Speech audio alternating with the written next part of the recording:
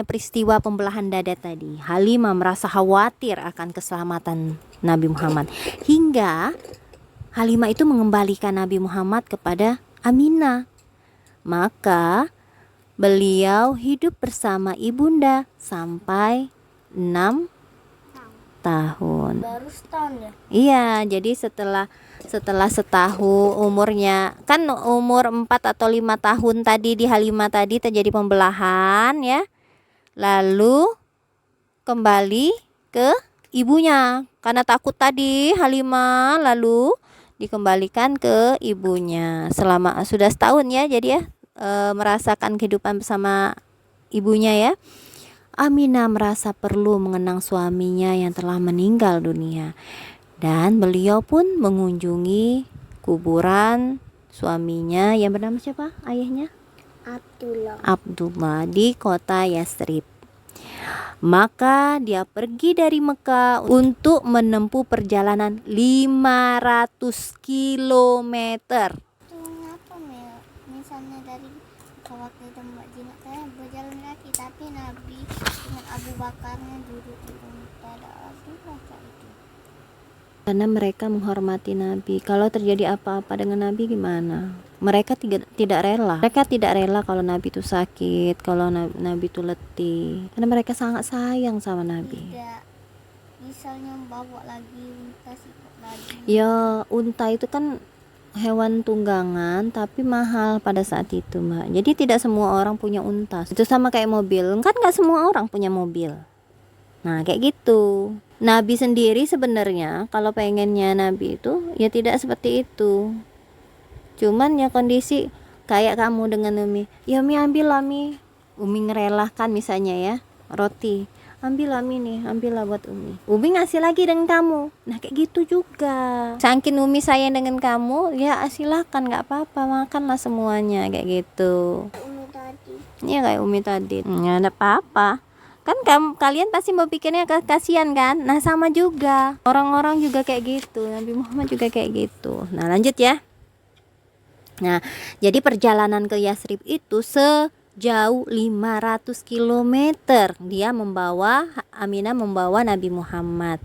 Lalu membawa juga Ummu Aiman, pembantu Aminah.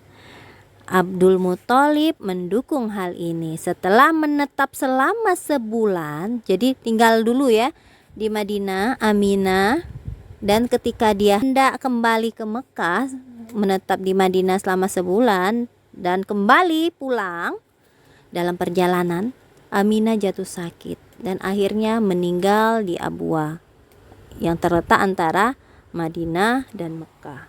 Terakhir Nabi Muhammad bersama siapa? Sama ibunya. Terakhir sama ibunya.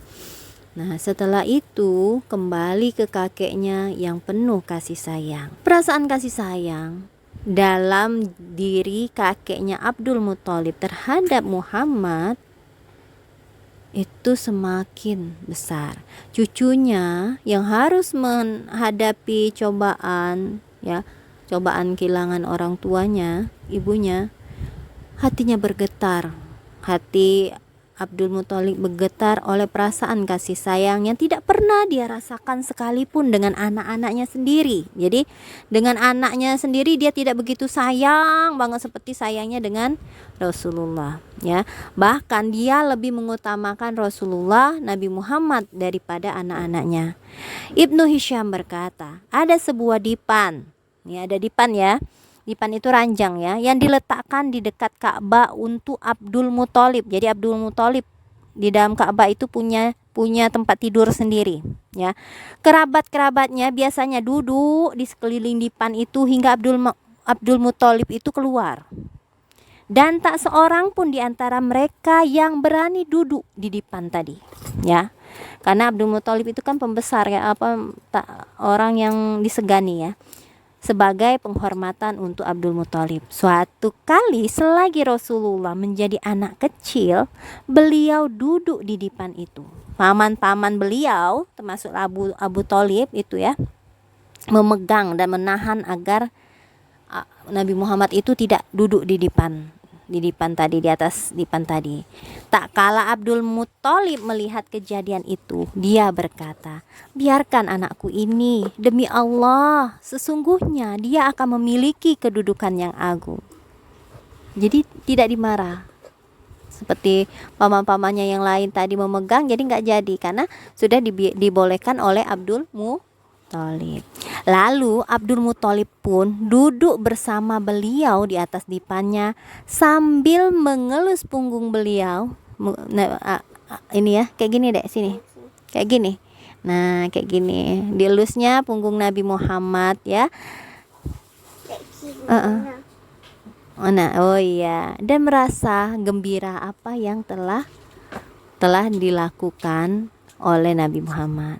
Nah, di usia 8 tahun lebih 2 bulan 10 hari umur Nabi Muhammad tadi, kakeknya Abdul Muthalib meninggal. Nah, sebelum meninggal, beliau itu berpesan agar pengasuhan Nabi Muhammad diberikan kepada Abu Thalib. Ya, Abu Thalib anaknya kakeknya tadi Abdul Muthalib. Iya, saudaranya ayahnya Abdullah. Di bawah asuhan pamannya Abu Thalib. Oke. Jadi setelah diasuh kakeknya, lalu diasuh pamannya Abu Thalib. Di sana ya, hingga Rasulullah itu dianggap seperti anaknya Abu Thalib. Bahkan Abu Thalib itu lebih mendahulukan kepentingan Nabi Muhammad daripada anak-anaknya yang lain. Ya, termasuk Ja'far. Iya, Ja'far bin Abu Thalib, ingat ceritanya yang itu sahabatnya, bukan sepupu. Ya enggak, itu sepupunya sekaligus sahabat, dan wajah mereka katanya mirip dengan Rasulullah ya. Hingga berumur lebih dari 40 tahun beliau mendapatkan kehormatan di sisi Abu Thalib. Hidup di bawah penjagaan Abu Thalib dan rela menjalin persahabatan dan bermusuhan dengan orang lain demi membela Rasulullah. Jadi sampai Nabi Muhammad itu menjadi seorang rasul, Abu Thalib itu masih menjaga Rasulullah. Iya, karena orang-orang Quraisy itu ingin membunuhnya dan Abu Thalib itu rela untuk untuk bersedia jangan sampai Rasulullah itu mati. Iya, disiksa atau dibunuh oleh kafir Quraisy. Meminta hujan dengan wajah beliau. Oh, ternyata bisa ya. Nah, kita baca ya. Pernah. Apa? Kalau mereka menyembah berhala, tapi kakeknya kok nggak nyembah berhala juga? Iya, karena kakeknya itu penjaga Ka'bah dan dia tidak menyembah berhala, dia menyembah yang memiliki Ka'bah tadi. Kan agama tauhid kakeknya tadi. Kata Umi tadi mereka beralih ke itu berhala, bukan tauhid. Iya, ada yang mau menyembah berhala, ada yang mau bertauhid, kan sama kayak kita. Ada satu keluarga itu yang agamanya Kristen, ada yang agamanya Islam, ada yang Konghucu, ada yang Hindu, ada yang Buddha, ada itu. Sebenarnya kita semua tuh kan satu keluarga, si anak-anak ada. Iya, tapi kan ya memang kita bermula dari sana, awal penciptaan ya. Awal penciptaan manusia kan dari Nabi Adam. Tapi kan setelah manusia memiliki keinginan sendiri, pikiran sendiri, nah itulah yang terjadi perubahan. Oh, aku ingin menyembah ini, aku ingin mendapatkan ini, nah itu kan berubah Mbak seiring waktu. Kenapa ada agama-agama yang lain? Karena keinginan setiap manusia itu berbeda-beda kayak gitu ya. Nah, meminta hujan dengan wajah beliau. Ibnu Asakir mentakharijkan dari Julhumah bin Arfata. Dia berkata, tak kala aku tiba di Mekah, orang-orang sedang dilanda musim paceklik. Orang-orang Quraisy berkata, wahai Abu Thalib, lembah sedang kekeringan dan kemiskinan melanda. Marilah kita berdoa meminta hujan. Maka Abu Thalib keluar bersama seorang anak kecil yang seolah-olah wajahnya adalah matahari yang membawa mendung dan menampakkan awan sedang berjalan pelan-pelan. Jadi ketika dibawa Nabi Muhammad keluar, itu yang nampak itu suasana sudah mulai mendung ya. Dan di sekitar Abu Thalib ada beberapa anak kecil yang lain.